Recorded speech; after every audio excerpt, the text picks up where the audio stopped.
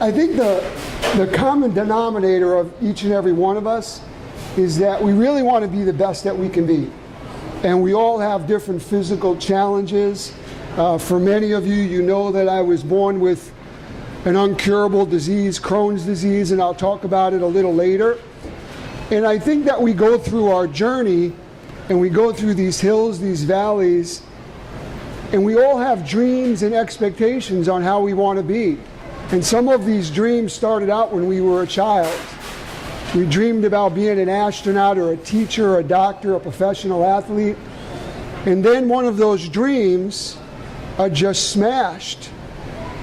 And then if we believe in God, sometimes that even makes it more confusing, because on one hand, we have this infinite God that has light and hope.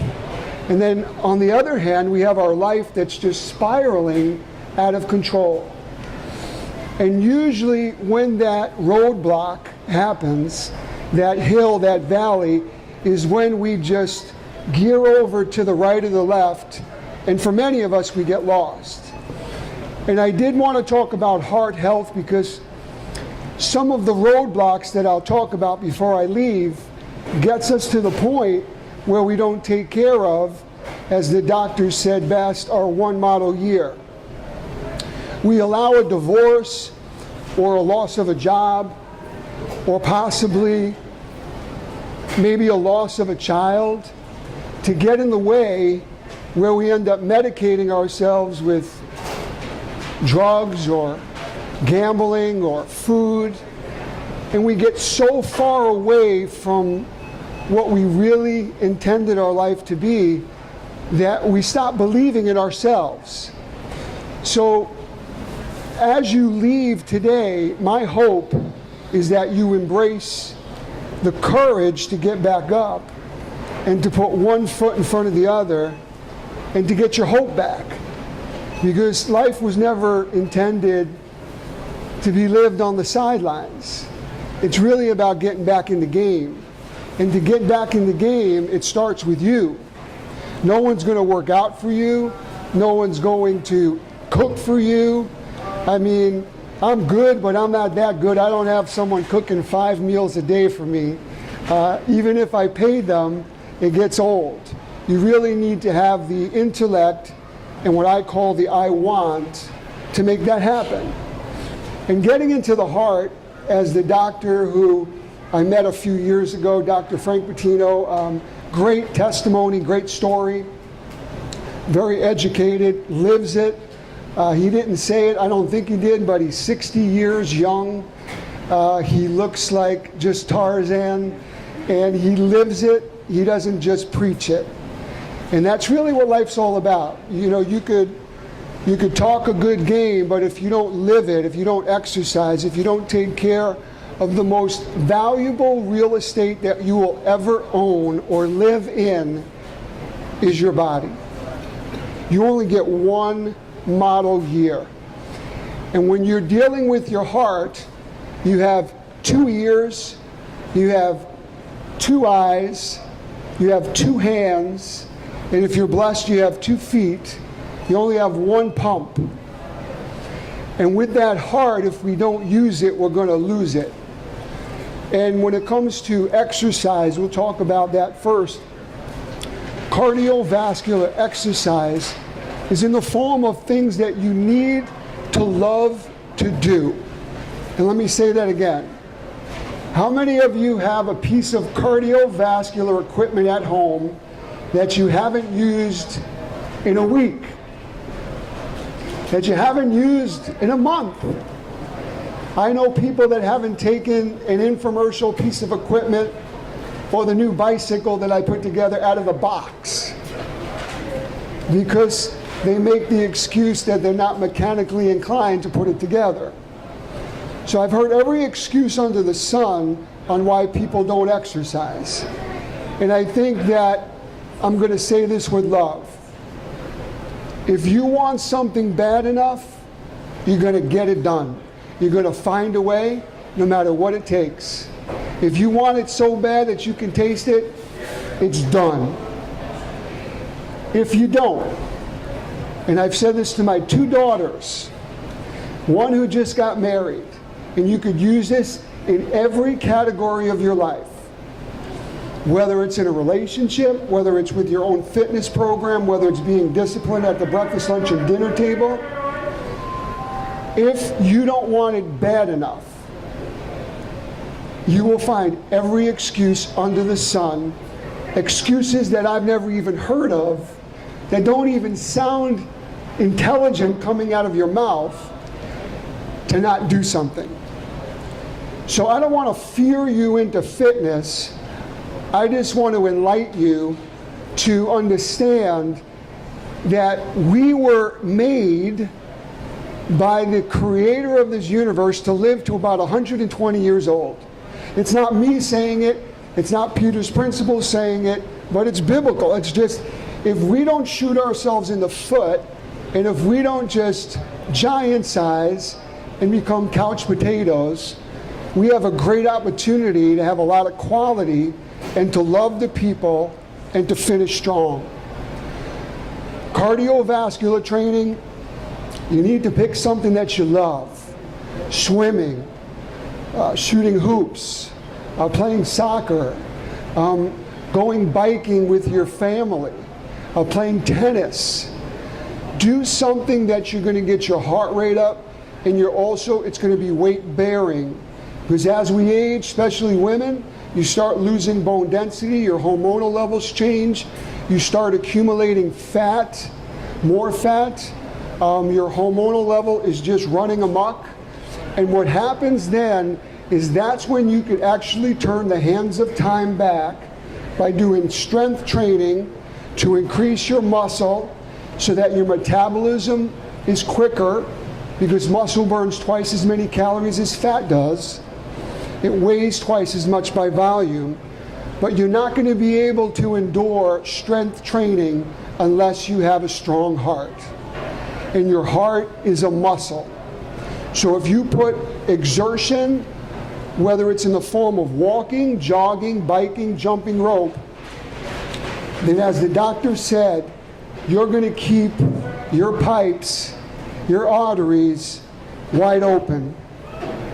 If you don't, and you don't use them, they're going to atrophy. And then if you are a smoker or a closet cigar smoker, they're going to get like this. And all I could say is that I know some of the healthiest looking people in the world that look fit, that had massive heart attacks by starving the muscle, their heart, by smoking. I lost a dad at 49 years young from smoking and drinking. So I'm not here to preach, but I am here to just give you a nugget of knowledge. The leading cause of heart disease is smoking. It starves that muscle oxygen. So it is so imperative, and we're going to talk about it before I leave. Smoking or drinking or eating at 2 o'clock in the morning or gambling or looking at pornography, they're all strongholds. They're all ways to medicate ourselves because we're stressed out of our face. Because we've brought in 2014 or 2005's garbage into 2015, and we wonder why that 90% of people fail their New Year's resolution the first 90 days. It's because there's no way you're going to be able to start something new when you're bringing in old baggage from behind you. And you may say, Peter, what does that have to do with fitness? What does that have to do with cardio? Well, most people don't like to work out. And the greatest thing is that if you're not medicating yourself with food or drinks or smoking, you're going to be healthier. And you probably wouldn't even need to exercise as much. But because we're behind the 8 ball, we need to make sure that we're truly exercising. Cardiovascular exercise, medical science is saying you should be doing 5 out of 7 days a week. And they should be consecutive days. So it should be Monday through Friday. or, Tuesday through Saturday. 5 days of putting exertion on your heart muscle. You should be doing it for a duration of 45 to 60 minutes. Now, many people are saying, Peter, I can't even walk for 10 minutes. Well, that's the bar. That's the gold standard that you want to strive for. When I had my second episode of Crohn's disease, and I had a hole perforated in my ileum, I went into septic shock. They put defibrillators on me 3 times. I went from 195 pounds down to 149 pounds within a week. It took me 3 weeks to climb 1 flight of stairs, 11 steps up to my master bedroom. If I wasn't in the shape that I was in good shape, I probably won't be here. I was in an induced coma for 4 days. The reason why I'm reciting that is life's going to happen. And if you're just coasting by and thinking that the body that you have, the only body that you have, is not going to wear out by the lifestyle or the lack of lifestyle that you're living, you're wrong.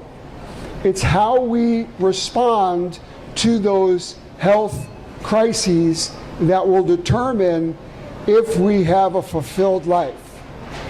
So in saying that, cardiovascular training is so important because it's giving oxygen and nutrients to your entire body. You should be at 70% of your maximum heart rate during your training period of time. So just to repeat myself, doing a form of cardio, you want to wean into it. We'll get better together. So start a journal. When you have a journal, it's you against you. Have an accountability buddy. A training partner is awesome. It breeds success. You show me a couple that work out together or walk together, I'll show you a healthy couple that will be together for a long time, happily. Because the core of your life are the people that you surround yourself with. Show me your friends and I'll tell you a lot about who you are. Well, start getting some fit friends. Start getting people that will motivate you.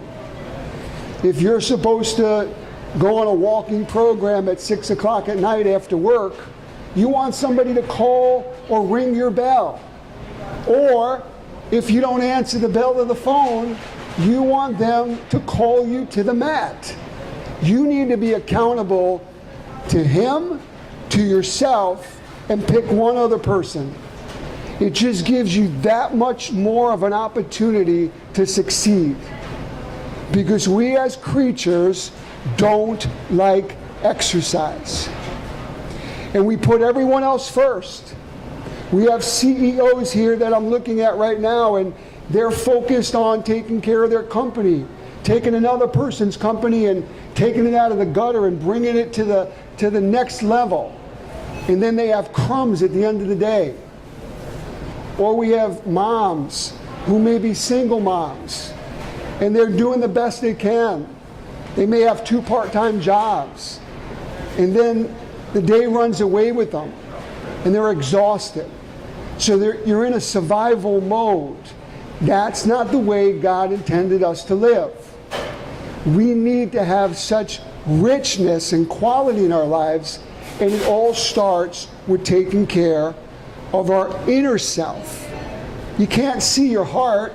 People work on your biceps, or people want to get implants or get lip injections. And it's all great. It's all part of living, and it's part of your vanity and feeling good about yourself. But if you're not taking care of the insides, who cares about the outsides if you're going to have a massive heart attack at 48 years old? You may look good in the casket, but it's not going to get you much further than that. So cardio, when it comes to exercise, is so important. And owning 7 clubs throughout the country in my 27 years of owning health clubs, I have heard the saddest stories of people coming in doing consultations saying, Peter, I wanted to get in shape before I came here. I was like, that is the biggest oxymoron I've ever heard. They wanted to come to a personal trainer, but they wanted to get in shape before they came to have a consultation. The other sad story is men or women coming to me saying, Peter, I don't know where time has gone. I'm 45 years old. I take care of my family. I have a house here in Michigan, a house in Florida.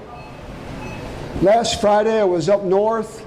I thought I had heartburn. I was playing around the golf with my friends. One of my friends I was blessed enough to say, we're going back to Detroit. And he said, chew on some aspirin. I was like, I have heartburn. He said, Peter, they put 4 stents in my heart. It was 92% blocked. And here's a man who's a multi-millionaire who has his own Gulfstream airplane, and he was gone. See, disease has it's not prejudiced to whether you're rich, you're poor, you're a Christian, you're a Jewish person, you're an atheist, you're young, you're black, you're white. It doesn't care. It's here for one reason: to kill and destroy you, to take you and everything that you've dreamed of out. But we have such control and free will to make choices. It's the choices we make in our life that will determine what happens tomorrow. So I want to switch gears for a moment as I'm drinking water, and I'm sorry if I sound hoarse. Doing TV and radio and traveling, my voice, put it this way, my daughter said, Dad, it's nice when we don't hear you. And I said, if I don't have a voice, we will be poor.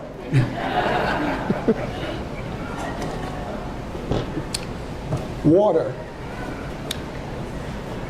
Water, not Patron, not Stolies, not vodka, not gin. This is water. Water is 80% of your blood, 23% of your hard bones, and 75% of your muscles, including your heart. If you're drinking alcohol, if you're smoking, if you're drinking too much caffeine, you're going to dehydrate yourself. You're going to put stress on your heart. If you have inflammatory bowel disease, you're going to just shrivel your intestines so that the food is going to have a harder time to be digested and to be excreted out. So water is so important to speed your metabolism, give you more energy, help with your daily, just regulating your system. Half your ideal body weight in ounces of water each and every day. That's what you should be drinking. Drink 15 minutes, for every 15 minutes of exercise, you should be having 4 to 5 ounces of water. Whether it's hot weather, whether it's cold weather. When you're in cold weather, make sure you cover your extremities, your head, your face, preheat the air, because 40% of your heat comes right out of your head. And you end up getting dehydrated. It could be minus 25. And then instead of getting heat stroke, you get hypothermia. And then people say, let me have a little hot toddy. And then they just speed the process up by 50%. Because that alcohol makes you feel good, and you don't feel your fingers anymore that are getting frostbite. But what's happening is you're relieving water, and you quicken the process of leaving this planet Earth if you're out in the element, which we do have, and you're drinking alcohol. And if you're smoking, it's just starving your heart that much more. Shoveling snow, talking about the heart, I had a woman on my show a month ago, and she came from out this area, Roseville, I think it's an area, and she was pregnant, and her father was going to shovel the driveway. She said, "Dad, you don't need to do that." He did it. She tried to get in touch with him. She found him keeled over, and it broke my heart hearing her story on my radio show. The average shovel of snow is 10 pounds. If you keep it close to your body, is where you want it to be. You want to push, move the snow to the side, knees slightly bent. Once you take that shovel of snow and you put it outside your body like this to throw it, you put 15 times the amount of weight on your L4, L5 in your heart. That's 150 pounds of pressure that you're putting for just a 10-pound shovel of snow. Keep it close to your body. Do it, every, say, 15 minutes. Come in and thaw out. Drink water. If you're on a beta blocker, a calcium channel blocker, or a blood thinner, any cardiologist will work in concert with you. Don't shovel snow. I mean, I'm being that direct. Yes, it's great exercise, but if you have back problems or if you have cardiovascular issues, don't shovel snow with this frigid temperature. It's the perfect storm. Not only does it put stress on your heart, but it thickens the platelets of your blood. So as it thickens the platelets of the blood, they try to move, and if there's any plaque, it will move that plaque, and then it could engage it to where it blocks an artery, a small artery. And it's just a recipe that every year throughout the country, mostly on the eastern seaboard, we see dozens and dozens of people lose their lives needlessly by shoveling snow. So that's just a little word of caution. When it comes to food, for the past 25 years, from the Today Show to now Good Morning America, you'll see me in a grocery store or in the Better Health store. And I want to thank the Better Health store because they have such educated people. I've been with them for over 15 years. And it's just like a marriage made in heaven, because when I walk in here, I feel like a little kid in a toy store. Because every food, every vegetable, every piece of fruit, every grass-fed piece of meat has a story. And knowledge is power. So when you talk about nutrition, there's so many ways that we could naturally have anti-inflammatory eating regimens of food and agents that are going to act as statin drugs, beta blockers, COX-2 inhibitors. I mean, look at turmeric, rosemary, ginger, green tea, olive oil, flaxseed oil. All of them are natural COX-2 inhibitors.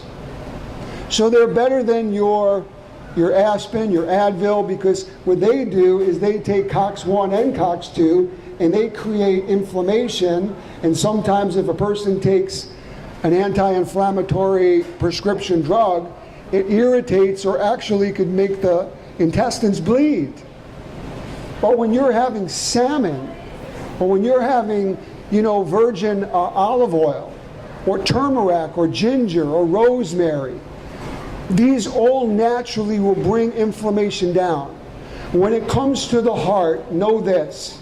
You can have an infection in your mouth. If you have inflammation with too much, plaque in your mouth, it could lead, and it's directly connected to your heart. Show me a person that has arthritic problems, rheumatoid arthritis, lupus, Crohn's disease like I do. You need to be that much more crossing your T's and dotting your I's at the breakfast, lunch, and dinner table, because an autoimmune disease like Crohn's disease, I have rheumatoid arthritis. My blood vessels in my eye burst because of inflammation. See, cancer doesn't kill you. It's the inflammation that kills the cells that kill you. Heart disease, the heart doesn't kill you. It's the inflammation that hardens the arteries, that restricts the oxygen, that hardens this gook called cholesterol into plaque that kills you. It's the checkup that you haven't had from your dentist for 4 years because you have a phobia to dentists like I do. And that inflammation in your mouth when your gums start bleeding then is in your bloodstream. That inflammation is a main trigger to heart disease. So eating food that are natural anti-inflammatory agents are critical. And you could go down a vitamin aisle and you could, New Chapter, Mega Foods have tremendous things that actually have turmeric in it. There's just wonderful different supplements now that if you're not eating a balanced diet is great. First 3 letters of the word diet, die. Who wants to deprive themselves of food? I don't. When we go into the psychological standpoint of saying, I'm not going to have sugar, what do you want to do? Have sugar. If you really just have a well-balanced eating regimen and don't starve yourself from one specific thing, you're going to have a better success rate at doing so. We're finding out in medical science now that sugar has been the wolf dressed in sheep clothing for the past 50 years when it comes to inflammation and putting on fat. Even more so than fat.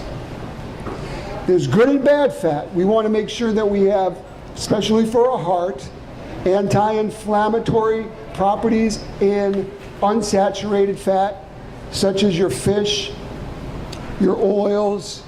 Saturated fat is in your dairy products. It's an irritant. Is in beef that's not grass-fed. It's an irritant. It's in milk. It's an irritant. What is an irritant? It's the opposite of an anti-inflammatory property. Nicotine, an irritant. Alcohol, an irritant. Caffeine, an irritant. Lack of sleep, an irritant. All these different triggers, stress, are all things that are creating your cortisol, your hormones in your body to increase, that then increases your homocysteine, follow me, and once that homocysteine is released in the bloodstream, it creates havoc, diseases, inflammation. So the more that you're stressed, the more that you're not resolving an issue in your life, the more that you're going around that same mountain 400 times, the more that you're not dealing with something head on, you're going to have stress in your life.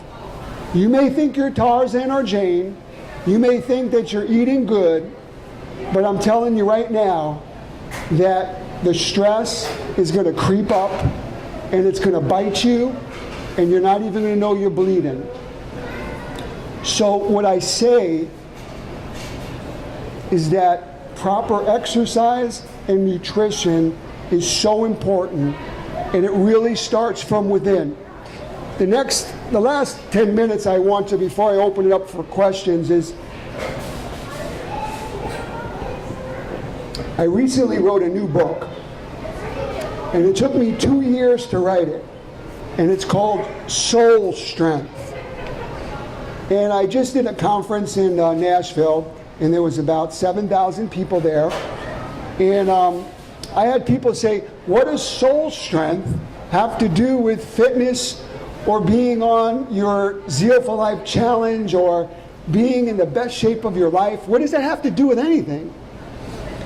And in my opinion, it has to do so much with you succeeding in life.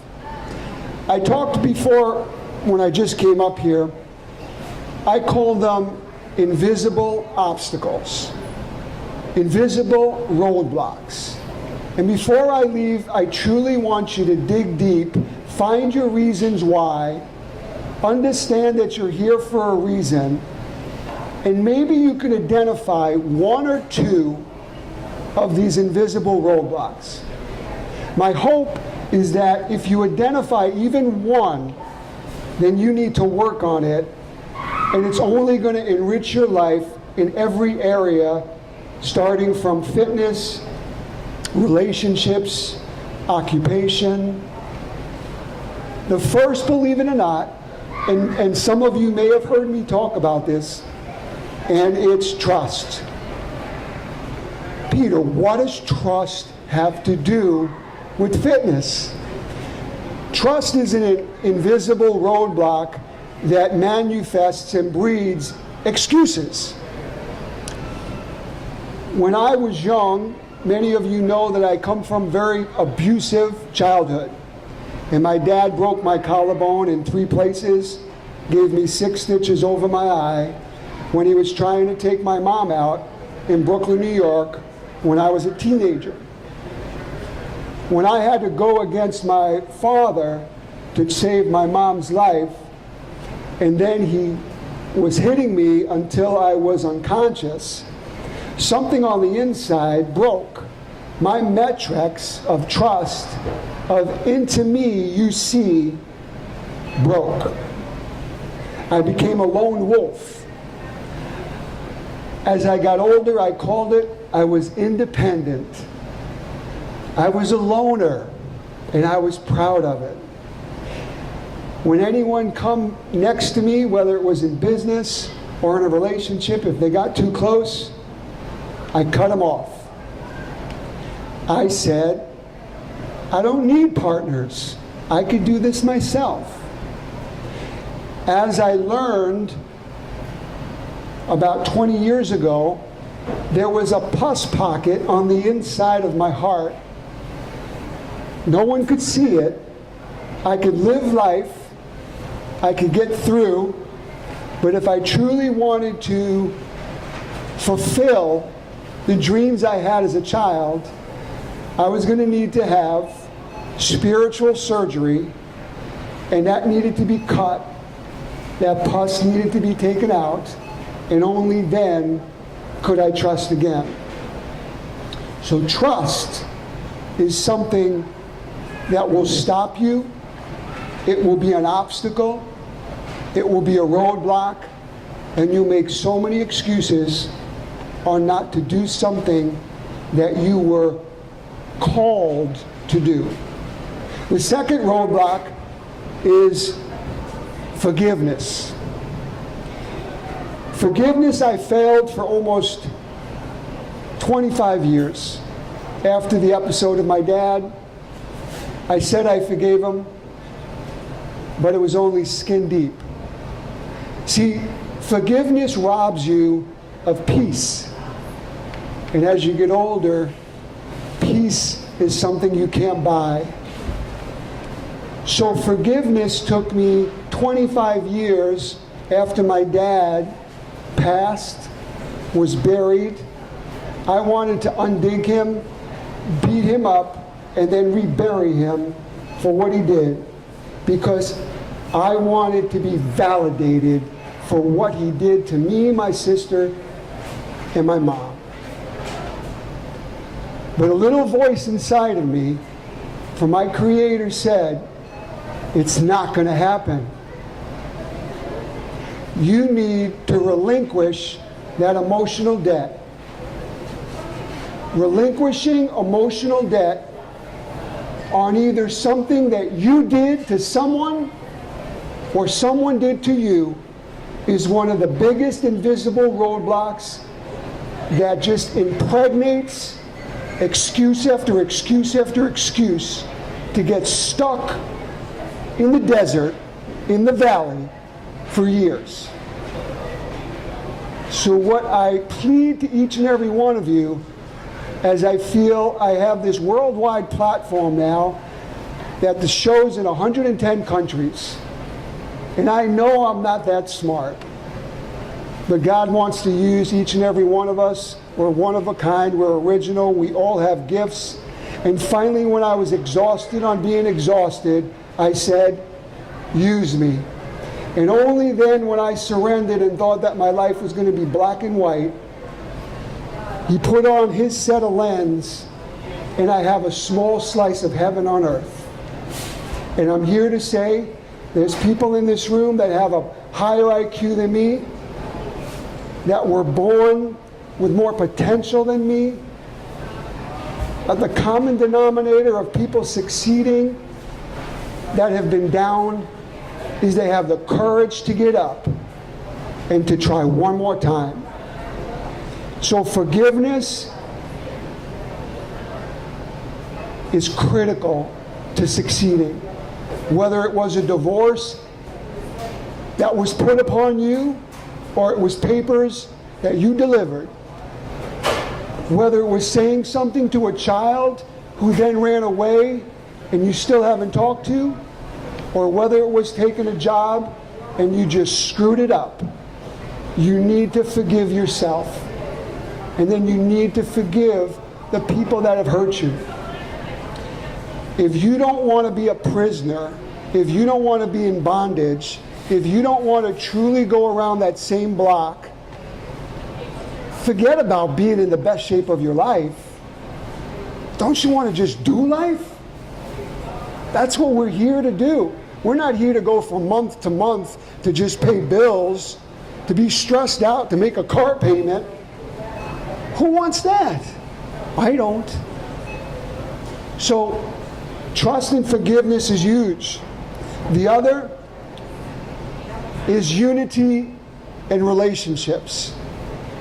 One of the single most important thing that you can do as you're here on earth is develop quality relationships where you're on the same page with your family, your co-workers, you're loving on them, you're paying it forward.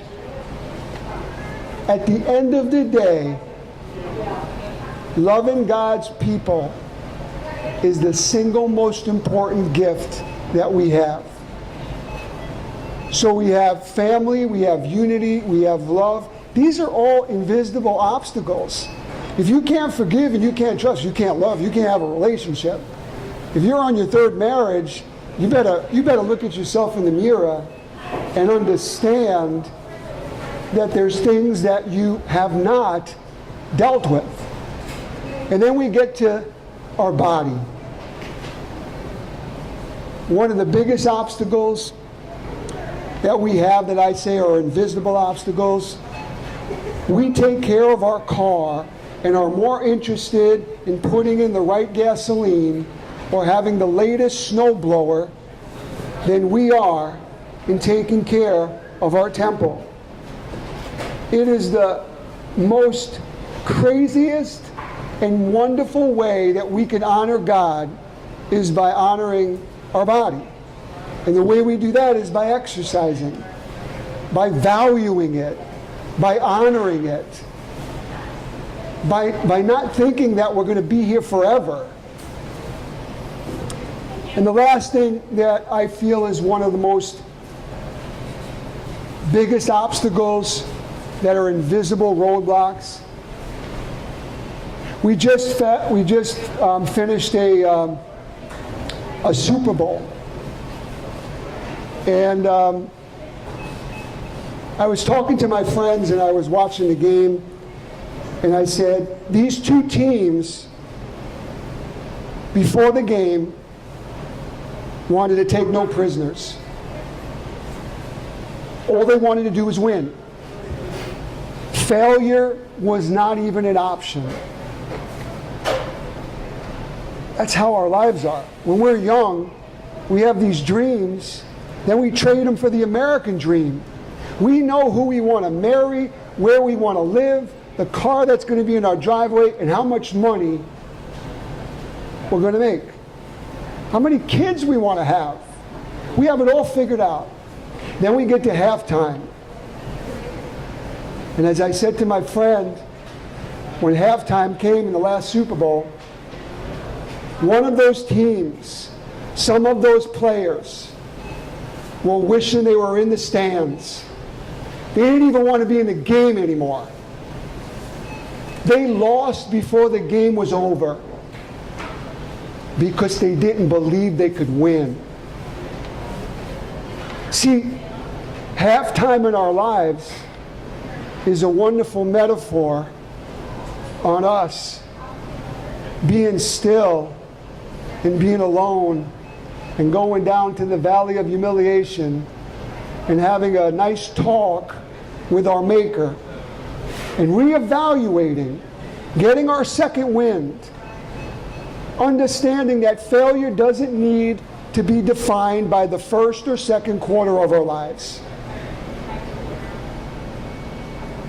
I've had 2 near-death experiences, a divorce I didn't want to go through, almost bankrupt twice, come from an abusive family, and yet the Promise Keeper said it's not over until I say it's over. But I ask you one thing: be faithful to me and believe you can. So here we are, and you've gone through halftime. Are you coming out of the game and going back into the game, or are you mentally and emotionally spent and you just want to watch it? You are so numb that you can't even feel it. You just want to get it by. It's like New Year's, when you broke up with someone, or New Year's reminds you of something bad. You just want it to go. You don't even want to stay and watch the bells go off. You just want to go to sleep.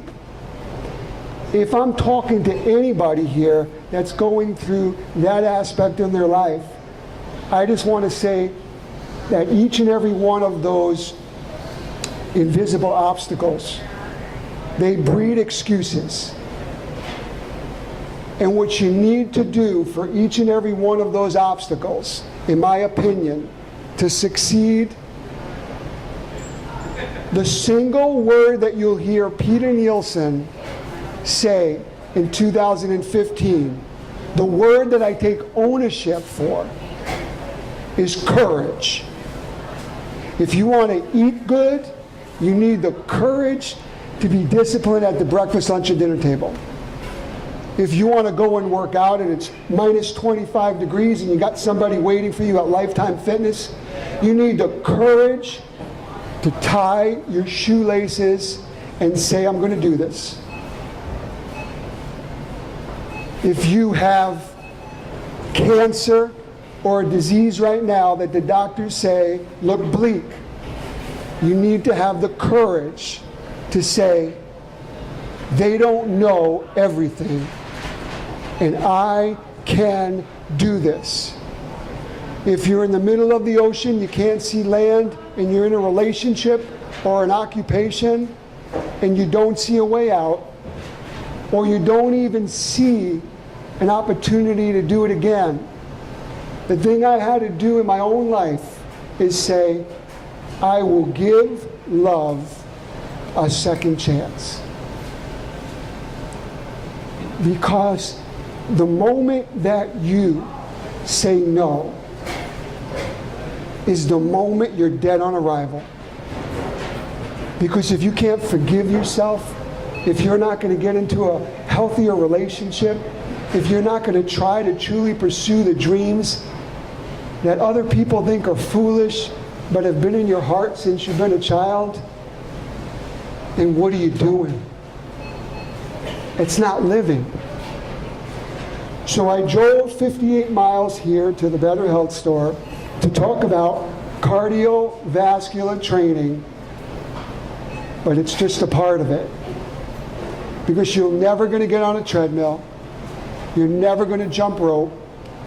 You're never going to shop in this beautiful store and pick the right foods and stay on it if you don't trust, forgive, respect, love, take care of your body, and truly, truly get it.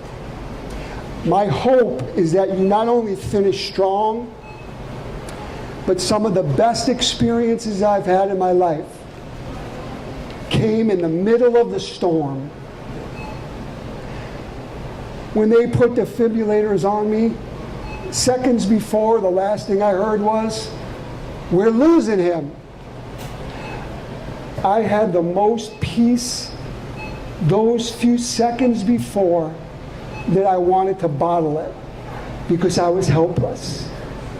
I had to know without a question of a doubt that God had a plan for me the way He has a plan for you, and that I was going to wake up. And if I didn't, I knew where I was going to go. So as we leave today, my hope is that you dig deep, you find your reasons why, you make a covenant that's unbreakable, undeniable with yourself. Don't blame anyone else. Stop accusing people. Take 100% accountability and get it done. Thank you, everybody. I appreciate you being here. And if you do want to connect with me, this is my hometown. You could find me at Peter N. Nielsen on Facebook. You could find me at petersprinciples.com. And I just appreciate you also trusting the Better Health Store. They own the category with integrity, with trust, with values. It's the only place that I would do my TV show, my radio show. So thank you for coming here. Appreciate it.